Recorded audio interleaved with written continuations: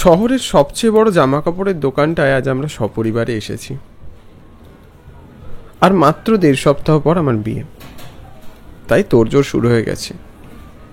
বাড়িটা কেমন হাসি ঠাট্টা কোলাহল আর ব্যস্ততায় মেতে উঠেছে।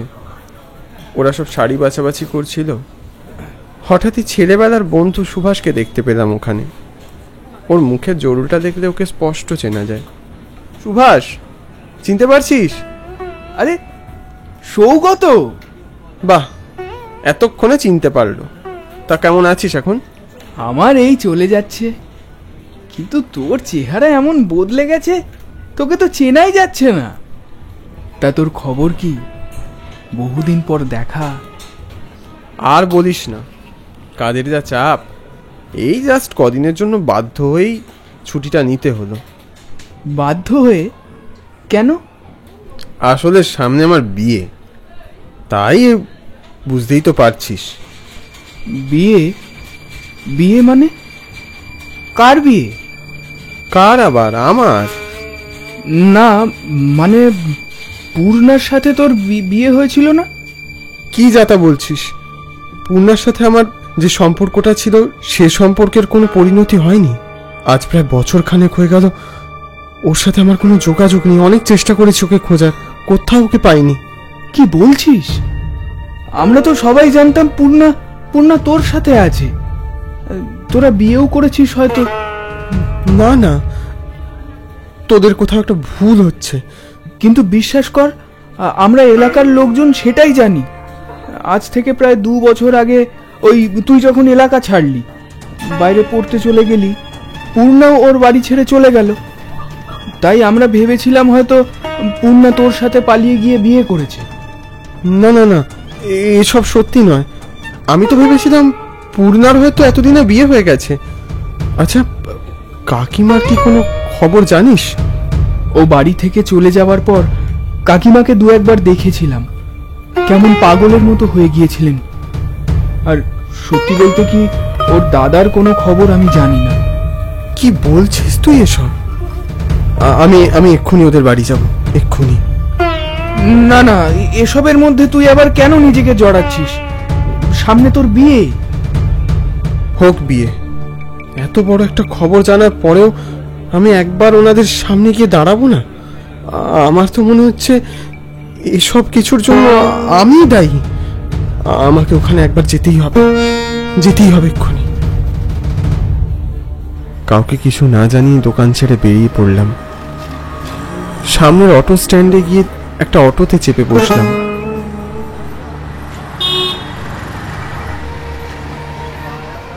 অটো যখন পূর্ণার বাড়ির কাছে এসে দাঁড়ালো, তখন আকাশের বুকেও একরাশ কালো মেঘের সম্ভার। হয়তো বৃষ্টি আসবে। ফোনটাকে সুইচ অফ করে দিলাম, পাছে ওরা বারবার ফোন করে। জলার ধারে রাস্তার এক কোণে বাড়িটা। ঘন আধারে জঙ্গল ঘেরা পূর্ণার একতলা বাড়িটা যেন মনে হচ্ছে একাকিত্বে ভোগা এক বৃদ্ধা। এগিয়ে গেলাম বাড়িটার দিকে। মনে হলো পিছন থেকে কেউ আমায় ডাকলো। আরে সৌগত দা না? পিছন ঘুরে দেখলাম পূর্ণার দাদা পূর্ণেন্দু। আরে তুমি? হ্যাঁ, আসলে এদিকে এসেছিলাম, তাই ভাবলাম একবার তোমাদের সাথে দেখা করে যাই। অনেকদিন তো যোগাযোগ নেই। এসেছো যখন, যাও বাড়ি থেকে ঘুরে এসো। হ্যাঁ হ্যাঁ, যাচ্ছি। আর তোমার বোন পূর্ণা, ও কি? সব কিছু জেনেও না জানার ভান করলাম আমি। ও কিছুক্ষণ স্থবির মতো চেয়ে রইল আমার দিকে, তারপর বলল, যাও না, যাও, ঘরে আছে নিশ্চয়ই। হ্যাঁ যাচ্ছি। তুমি যাবে না? ও কোনো উত্তর না দিয়ে চলে গেল। আমি এগিয়ে গেলাম ঘরের দিকে। ওদের গলির ল্যাম্পপোস্টের আলোগুলো কেমন নিষ্প্রভ, টিমটিম করে জ্বলছে। ঘরের দরজার সামনে যেতেই দেখলাম একটা বড় তালা ঝোলানো।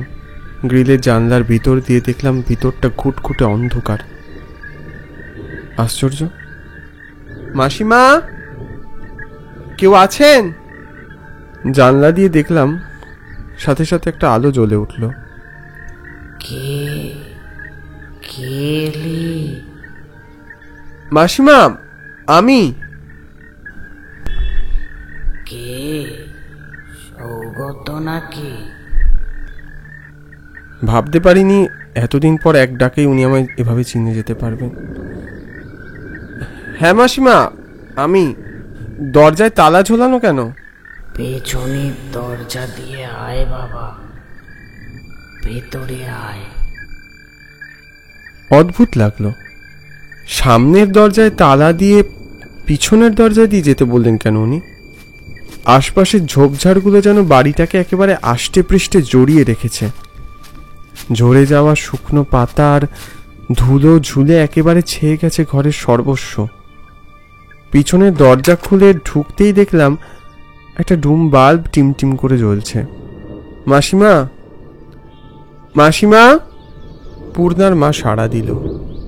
আয় বাবা আয়, আমার ঘরে আয়। পূর্ণার ঘরের ঠিক পাশেই ওর বাবা মায়ের ঘর। মাসিমা ধীরে ধীরে বেরিয়ে এলো ঘর থেকে। বৃদ্ধ জরাজীর্ণ চেহারা, চুলগুলো সাদা সনের মতো। দেখেই মনে হলো ওনার সর্বাঙ্গে যেন একটা অসম্ভব দারিদ্র্যের ছাপ। আরে মাসিমা, কেমন আছেন? বলে সাথে সাথে প্রণাম করলাম। ওই তোমরা যেমন রেখেছ বাবা, এসো ভেতরে এসো। ঘরের বিছানায় যখন বসলাম তখন কেমন একটা গুমোট পরিবেশ। মাসিমা, ঘরের সব জানলাগুলোকে এভাবে বন্ধ করে রেখেছেন কেন? দম বন্ধ লাগে না আপনার? না না বাবা, দম বন্ধ লাগে না, বরং বৃষ্টি ঝড়ের সময় কে আবার বন্ধ করবে, ওই জন্যই তো ওগুলো আটকেই রাখি। আসল কথাটা কি জানো বাবা? পাওনাদারদের উৎপাত। পাওনাদারদের উৎপাত? কেন? ওসব ছাড়ো তুমি। তা বাবা, তুমি এতদিন পর কোথা থেকে এলে? আসলে আমি তো মাসিমা এখানে থাকি না, কাজের জন্য বাইরে থাকি। এই কিছুদিনের জন্য এসছি। মানে আমার বিয়ে। আচ্ছা, শুনলাম নাকি পূর্ণা? ও হো, দেখেছো, এতক্ষণ এসেছো, তোমাকে কিছু দেওয়া হয়নি। আমি বরং তোমার জন্য একটু চা জল খাবারের ব্যবস্থা করি। তুমি বসো বাবা। আরে এসব করার দরকার নেই, শুনুন না। মাসিমা আমার একটা কথাও শুনলো না। আমি বসে বসে দেওয়ালে টাঙানো পূর্ণার আঁকা ছবিগুলো দেখছিলাম। কি অপূর্ব ওর হাতের কাজগুলো! কোথায় গেল? আজ কত দিন হলো ওর কোনো হদিশ নেই। এই নাও বাবা, তোমার জন্য চা, দুটো নাড়ু আর কুচো নিমকি এনেছি। আবার এসব কেন? মাসিমা, আপনি একটু বসুন, এত ছুটোছুটি করবেন না। আমি একবার চায়ে চুমুক দিলাম। শুনলাম পূর্ণা নাকি বাড়ি ছেড়ে পালিয়ে গিয়েছিল। এটা কি সত্যি? মাসিমা চুপ করে রইল।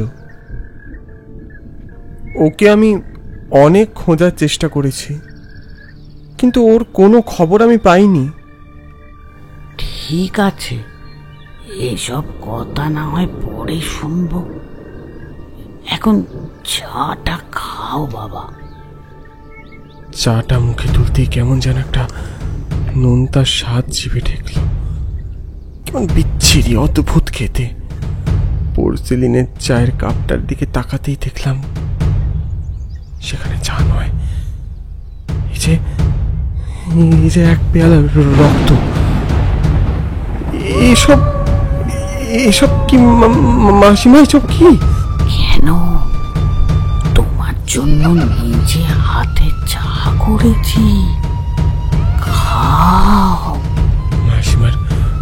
মাসিমার হাতের দিকে তাকিয়ে দেখলাম মাসিমার হাতের আঙুলগুলো কাটা, সেখান দিয়ে অঝরে রক্ত ঝরছে।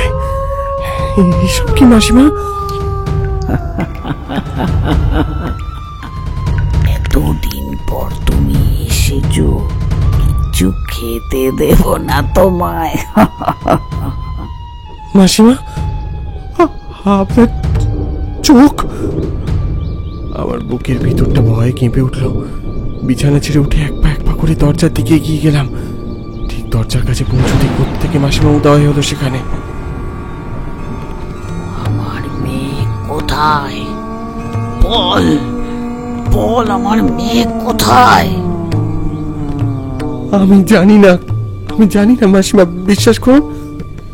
বিশ্বাস? তোকে বিশ্বাস? বিশ্বাস করুন, আমরা দুজনে দুজনকে খুব ভালোবাসতাম।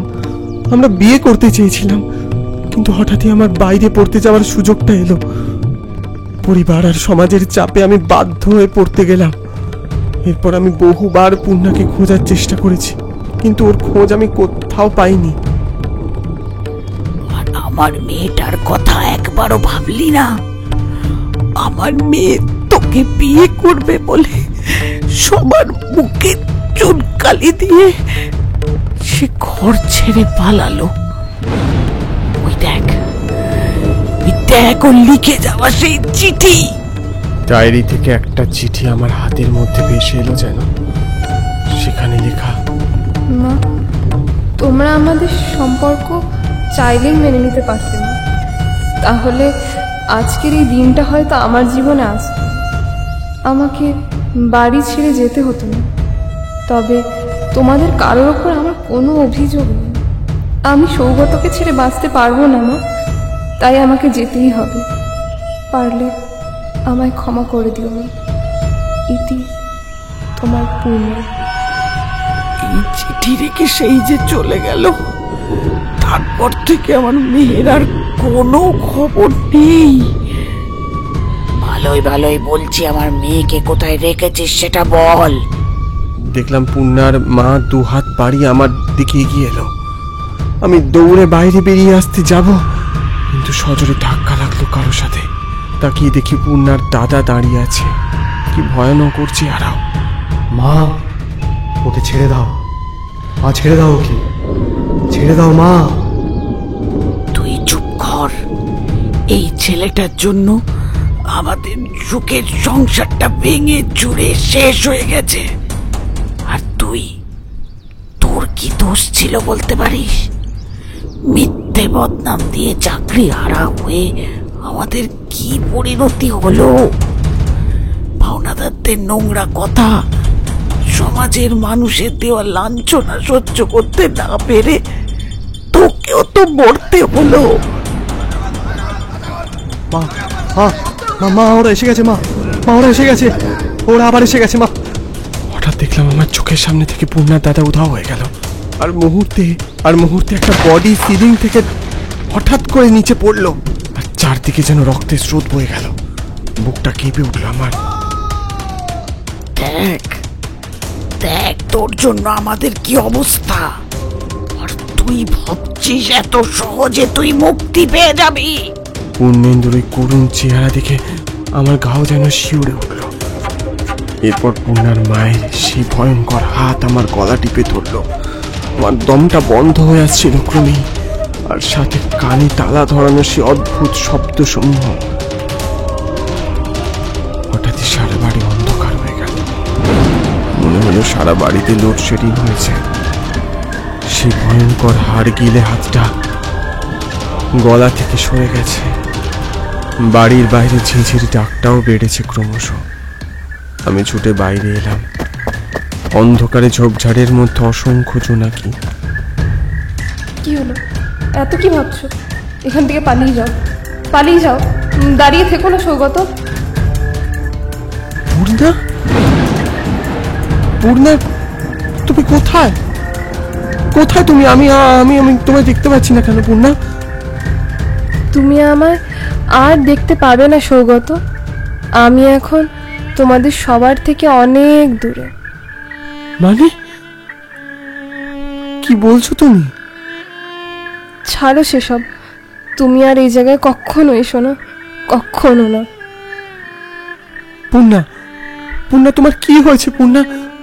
আমি তোমায় কত খুঁজেছি তুমি জানো? আমায় কি করে পাবে তুমি? বাড়ির সবার বিরুদ্ধে গিয়ে তোমার কাছে ছুটে যাচ্ছিলাম। কেউ কি জানতো রেল লাইনে ওভাবে আমার অ্যাক্সিডেন্ট হবে? কেউ জানতে পারলো না সে কথা। একদিকে ভালোই হয়েছিল, মা জানলে হয়তো তা মেনে নিতে পারতো না। এইসব তুমি কি বলছো পূর্ণা? আমি তো ভাবতেও পারছি না তোমার সাথে এসব ঘটে গেছে। তুমি একবারটি আমার সামনে আসতে পারবে? আমার এরূপ দেখলে তুমি সহ্য করতে পারবে না সৌগত। তুমি চলে যাও, তুমি চলে যাও এখান থেকে। একটা কালো অবয়ব আমার হাত স্পর্শ করল। বুঝলাম পূর্ণা আমার খুব কাছে, কিন্তু ওকে ধরে রাখতে আমি সেদিনও অসমর্থ ছিলাম। আর আজও সেই অবয়ব আমার হাত ছাড়িয়ে বাতাসে কোথায় মিশে গেল। আমি একলা দাঁড়িয়ে রইলাম শুধু বাড়িটার সামনে। কিছু ভাবনা মনে ভিড় করে এলো। কিভাবে একটা পরিবার সমাজের চাপে শেষ হয়ে যায়, এ যেন তার কুৎসিত চিত্র একটা। Hello hello hello hello hello আজকের গল্প কেমন লাগলো আমাদেরকে কমেন্ট সেকশনে জানাতে ভুলবে না। আর যে জন্য তোমাদের সামনে আসা, আমাদের ভূতের গল্প ছাড়াও আমরা অন্যান্য গল্প নিয়েও কাজ করছি। তোমরা কি সেটা জানো? প্রায় 1 বছর আগে আমরা ক্ষণিকের ছোট গল্প শুরু করেছিলাম, আর বাদ বাকি কথা সুমিত বলবে, তার থেকে শুনে নাও। তোমরা আমাদের ক্ষণিকের ছোট গল্প চ্যানেলটিকে সাপোর্ট করে অনেক দূর নিয়ে এসছো, আর প্রতিটা গল্পে প্রচুর সাপোর্ট করেছো, তাতে আমরা আপ্লুত। তো আর একটুখানি সাপোর্ট করলে আমাদের চ্যানেলটা কিন্তু 1 লাখ হয়ে যায়। তো ঝটপট যাও, নিচে লিংক দেওয়া আছে, গিয়ে সাবস্ক্রাইব করে 1 লাখ করে দাও তাড়াতাড়ি। তো টাটা আজকের জন্য।